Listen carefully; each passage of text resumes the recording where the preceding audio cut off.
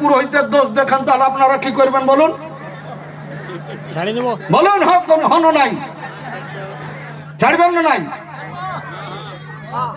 দোষ দেখলে তো কোনটা দোষ না? মুখাগ্নি দোষ ঘাটে উঠা। এ মুখাগ্নি ঘাটে উঠা রাত্রি জাগরণ, কর্মকর্তাকে ঝোলা ধরাই করায় অমাগন। মুখাগ্নি দোষটা এই যে আপনি মানে বেটাকে করিবার লহে, ইয়ার পর বেটাই করে দিল, তারপরে কিন্তু বলে দিল অঙ্গ পরাচিত করতে হবে। তখন বলছে মুখাগ্নি দোষ প্রাশ্চিত্য করণার্থে সমপ্রদ অহম দদামি। মানে চালে চিড়াই নিয়ে কে দিকে বাদ গেলে বাইরে যাও, ঈদ গেলে খাড়াটা ঢুকান দিল ঢড়টাই, ঈদ গেলে ঘুঘিটা লেগে হারিয়ে নিল। আপনি যদি আপনার মাকে যদি মুটায় আগুন না দিতেন, আপনি যদি আপনার বাবাকে মুখটায় আগুন না দিতেন, তাহলে কি পরাচিত করতে হইতো? আর নাই যদি করবেন, তখন বলছে কি ইয়াদের কোনো গুরু জ্ঞান নাই, সারা তিন চাকার মতন বেটা থাকতে মধ্যে মাটাকে টুকু মুটাই আগুন দিল, না দিলেও জ্বালা আর না দিলেও জ্বালা। তাই আমাদের সমাজে আপন রীতি রেওয়াজ আছে।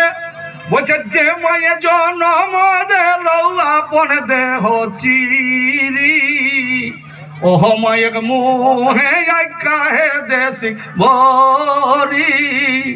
যে পাপে মানুষ করলো বড়ি যতন করি, ওহ বাপের মুহে না দেশি ভরি। একটা মা যে একটা সন্তানকে জন্ম দিয়েছে, জন্মকালে সে নিজের জীবনকে মৃত্যুর সঙ্গে লড়াই করে মরণকে বরণ করে নিয়েকে রক্তে বন্যা বহাই জন্ম দিয়েছে।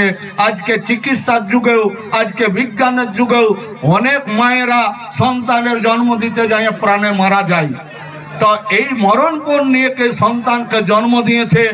আর রাইতের রাত নাই, কত রাত জাগেছে, কত জোরজালা অসুখ বেসুখ হলে মা কত পালন করেছে। তো তবে কানে একটা ছেলে বড় হয়েছে, আর সেই ছেলে যদি বড় ধর্মে পরিচালিত হয়ে আর যদি মানে বাপকে যদি মাইকে যদি মুটাই আগুন ঢোকান দেয়, আর বাপও যে দুনিয়া খাটে ছেলেকে আনেকে মানুষ করছে, আর সেই বাপ মরে যাওয়ার পরে যদি মুটাই আগুন ঢোকান দিয়ে, তো এমন সন্তান জন্ম দেওয়ার কোনো মানে আছে?